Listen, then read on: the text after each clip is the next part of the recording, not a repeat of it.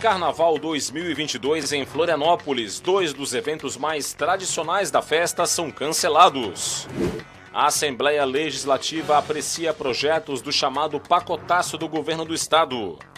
Polícia Civil e Celesc deflagram uma operação de combate ao furto e à receptação de fios elétricos em Santa Catarina. No esporte, cresce o número de mulheres praticantes do kart. E veja também, uma reportagem especial mostra como está a cidade de Rio do Sul um ano após a enxurrada de dezembro de 2020.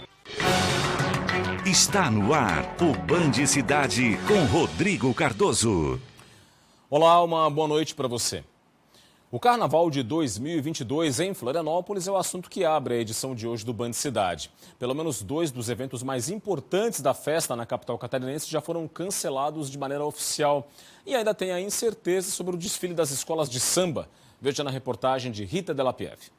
A indefinição sobre o carnaval na capital ainda persiste. Tradicionais blocos de rua como Berbigão do Boca e SOS já anunciaram que não vai haver a edição da festa em 2022. Para o superintendente de turismo de Florianópolis, ainda não há uma definição. Toda semana a gente tem reunião com o grupo da Secretaria da Saúde, com outros órgãos da Prefeitura para deliberar ou para estudar as questões relativas aos grandes eventos públicos da cidade. Um exemplo foi justamente o Réveillon, que foi cancelado o show pirotécnico ontem. E agora o próximo passo é fazer uma análise semana a semana para a gente chegar em janeiro e tomar a decisão justamente sobre a realização ou não desse evento, em especial aí os blocos de rua. A comunidade do samba na capital aguarda com expectativa por outra definição da prefeitura, se os desfiles das escolas de samba de 2022 vai ou não ocorrer aqui na Passarela Nego Querido. No entanto, sobre este assunto, a prefeitura informou que só vai se manifestar no dia 10 de janeiro. As escolas têm como orientação principal de que nós vamos ter o carnaval. As escolas estão preparadas e estão trabalhando para fazer o carnaval. Isso é o que está sendo passado para os seus integrantes, para os seus segmentos, para os seus presidentes. Mas essa definição realmente ela atrapalha um pouco. Bom, ainda na pandemia, hoje a Vigilância em Saúde confirmou a identificação do primeiro caso da variante Ômicron do coronavírus em Santa Catarina. O caso é importado de um homem de 66 anos de idade, morador de Jaraguá do Sul, no norte catarinense. Segundo a Vigilância em Saúde, esse paciente retornou de uma viagem para a África do Sul no início de dezembro e apresentou sintomas no dia 9 de dezembro. Ele ficou em isolamento por 14 dias e estava com o esquema vacinal completo. 56 casos suspeitos de Covid-19 pela variante Ômicron estão sendo investigados em Santa Catarina, 46 deles aqui na capital.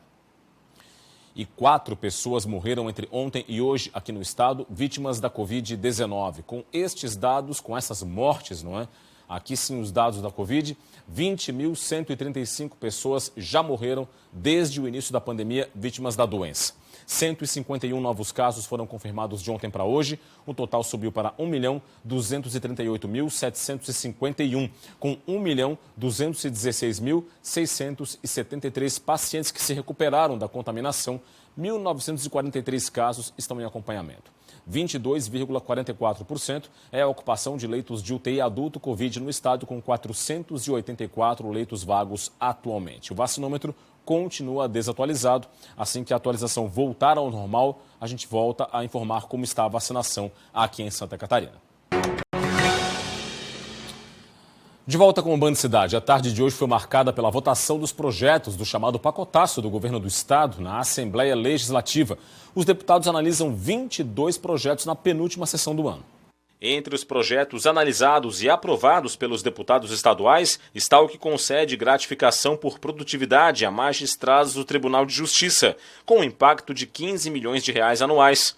Outra proposta aprovada incorpora a gratificação ao salário dos aposentados, dos conselheiros e funcionários do Tribunal de Contas do Estado, com impacto de 312 mil reais anuais.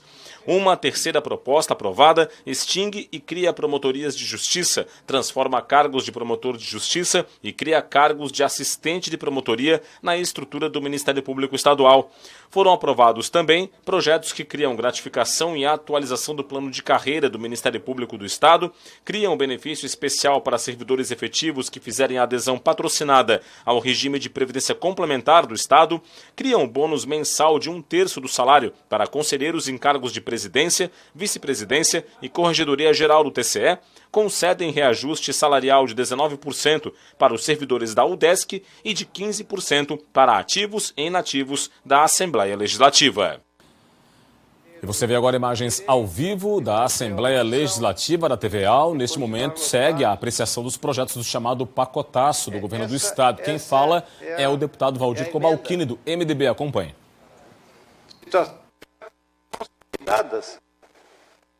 Não cria mais nenhuma função, absolutamente.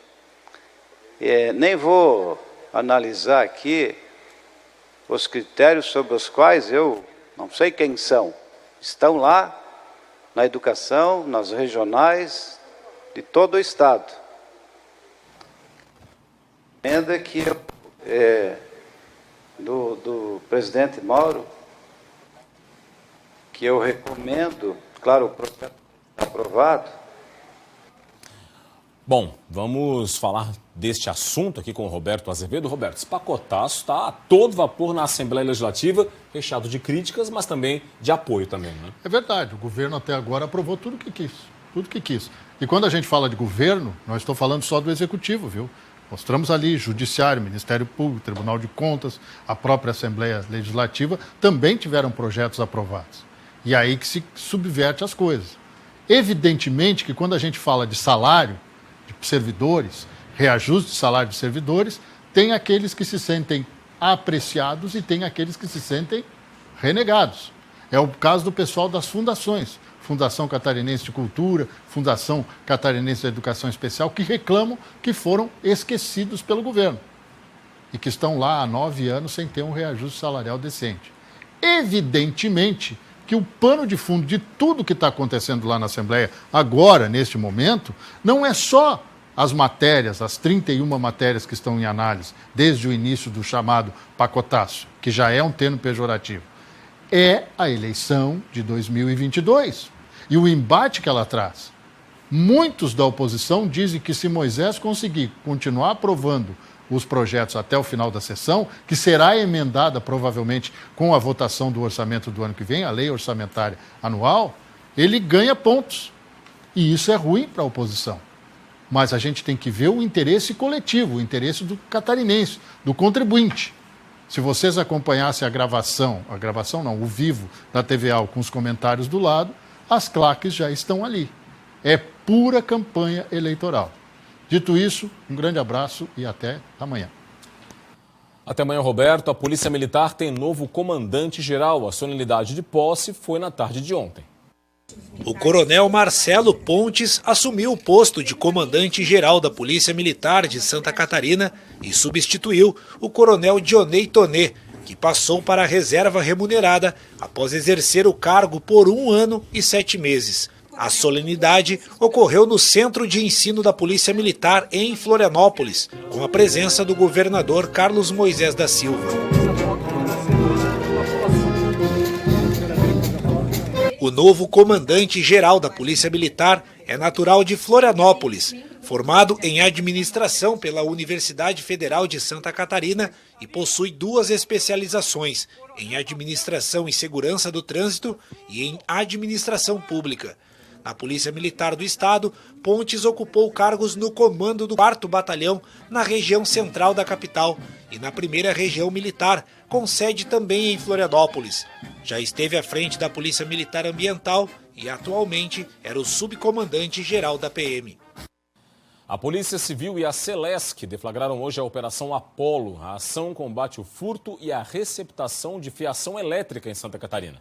A operação foi deflagrada em 28 cidades de todas as regiões do estado. No âmbito da Polícia Civil, o inquérito está em andamento na Diretoria Estadual de Investigações Criminais, a DEIC. É uma operação da Polícia Civil, em conjunto com a Celesc, que visa coibir os furtos de fios, que vem causando transtorno na população, deflagrada no estado todo. e a DEIC tem um inquérito policial apurando os fatos. De acordo com a Celesc, furtos de fiação elétrica podem deixar milhares de unidades consumidoras sem energia. Só em 2021, segundo a companhia, foram mais de 2.300 ocorrências relacionadas a furto qualificado em instalações da Celesc. Um desses casos ocorreu na subestação Itajaí Fazenda. Na ocasião, 53 mil unidades consumidoras ficaram sem energia elétrica. E agora há pouco a Polícia Civil divulgou o balanço final da Operação Apolo. Foram 168 estabelecimentos fiscalizados, 10 autuações, 1.835 quilos de fios de cobre foram apreendidos e 6 prisões efetuadas em Chapecó, Blumenau, Indaial e Palhoça. As cidades que mais tiveram fios de cobre apreendidos foram Itajaí, Mafra, Blumenau e Balneário Camboriú. E além da Operação Apolo, outras 2 ações foram deflagradas hoje em Santa Catarina pela Polícia Civil. Foram as operações Hidra e Gangues do Morro Grande. A Operação Hidra foi deflagrada para reprimir o tráfico de drogas e o crime organizado em Canoinhas e região norte do estado. A ação conjunta de policiais civis e militares cumpriu 34 mandados de prisão e 22 de busca e apreensão expedidos pela Justiça nas cidades de Canoinhas, Três Barras, São Francisco do Sul e São Bento do Sul. Já a Operação Gangues do Morro Grande foi desencadeada em Lages, na Serra Catarinense. Foram cumpridos 10 mandados de prisão temporária e 4 de busca e apreensão para combater uma organização criminosa que atua no bairro Morro Grande, em Lages. As investigações começaram após denúncias de disputa entre criminosos pelos pontos de venda de drogas. Além das prisões, a operação também apreendeu armas, celulares e drogas. Em Maravilha, oeste do estado, a Polícia Rodoviária Federal apreendeu 93 quilos de maconha. 2 pessoas foram presas. A droga foi apreendida na BR-282 em uma ação conjunta das polícias Rodoviária Federal e Militar. Os tabletes da droga estavam escondidos no porta-malas de um carro com placas de Capitão Leônidas Marques, no Paraná, com 2 ocupantes. A motorista de 21 anos e o passageiro de 22 foram presos em flagrante por tráfico de drogas. Os 2 também transportavam um bebê de apenas 8 meses. O passageiro disse aos policiais que recebeu pagamento para transportar a maconha de Cascavel, no Paraná, para Porto Alegre, no Rio Grande do Sul. Os 2 foram para a delegacia e o bebê entregue ao Conselho Tutelar. E na tarde de hoje, um grave acidente no túnel Antonieta de Barros, em Florianópolis, por volta de 2h30 da tarde, no sentido bairro Centro. A batida envolveu uma moto e um carro. Com o impacto, o motociclista teve um dos braços amputado. Ele foi atendido pelo SAMU e levado para o hospital. O acidente provocou congestionamento e o tráfego foi desviado para o bairro Saco dos Limões. Por volta de 13h30 da tarde, o trânsito já havia voltado ao normal e ainda não se sabe o que provocou o acidente. De volta com o Band Cidade, as mulheres têm buscado cada vez mais espaço no kart. Veja.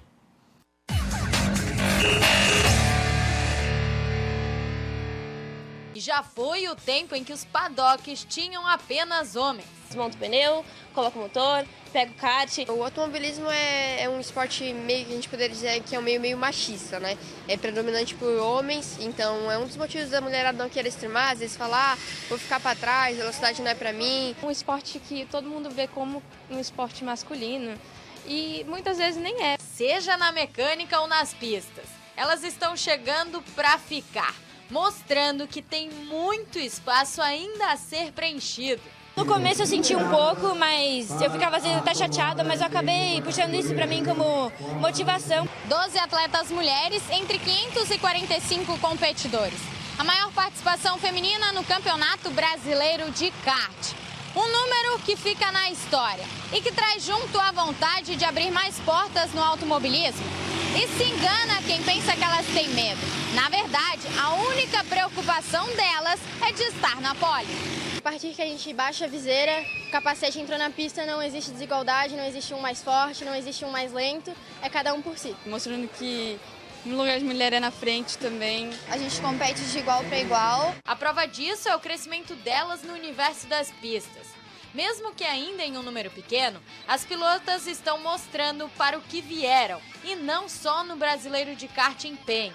A catarinense Antonella, de 15 anos, e a paulista Júlia Ayub, de 16, participaram nos últimos 2 anos do FIA Girls On Track. Mostra o talento que elas têm, o potencial que as mulheres têm dentro do esporte, e para nós brasileiros ter 2 meninas lá num programa mundial é muito importante. Sonhos que ultrapassam limites, dentro e fora das pistas, e que vêm para mostrar que elas podem sim acelerar e trazer cada vez mais mulheres para o automobilismo. Se tu gosta, você tem que correr atrás, tem que seguir teus sonhos, tem que se dedicar e não tem que ter medo, só se esforçar.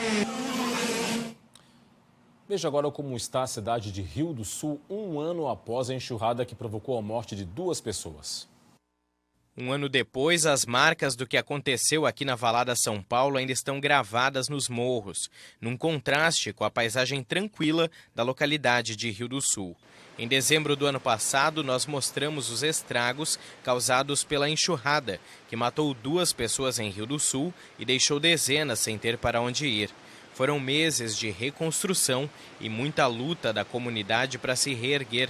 Ao menos 14 pontes que dão acesso às propriedades do outro lado do Ribeirão Cobras tiveram que ser reconstruídas. Mas muito além das marcas visíveis, as lembranças também ficaram marcadas na memória de quem viveu momentos tão terríveis. Foi uma luta bem judiada, né? Que nem eu sempre falei, né? Minha sorte foi a minha família junto e alguns vizinhos que apoiaram bastante, né? Mas não foi moleza, não. De lá para cá, muitos cenários se transformaram. Há 1 ano atrás, nós estávamos gravando neste mesmo ponto aqui na Valada São Paulo. E vejam só, esse pasto que vocês estão vendo aqui atrás, ele estava repleto de entulhos. Nos fundos da residência, a destruição deixada era nítida. Hoje, o cenário é diferente. O Ribeirão bem tranquilo e a horta também voltou para o devido lugar. Na época, vendo toda aquela destruição, o seu Vitorino acabou chamando a atenção com um vídeo nas redes sociais, que falava de um Natal sem nenhuma decoração. É maravilhoso ver os enfeites, os preparativos, coisa mais linda, uma esperança de um fim de ano, o nascimento de Jesus. Mas o Natal sem Pinheirinho é aqui. Mas não um Natal sem Jesus. 1 ano depois da tragédia, 2 áreas foram mapeadas e atualmente são consideradas de risco pela Defesa Civil, com recomendação de não voltarem a ser ocupadas. E a lembrança desse evento natural que entrou para a história acabou sendo eternizada através de uma música, feita por moradores da Valada São Paulo, como uma forma de homenagem.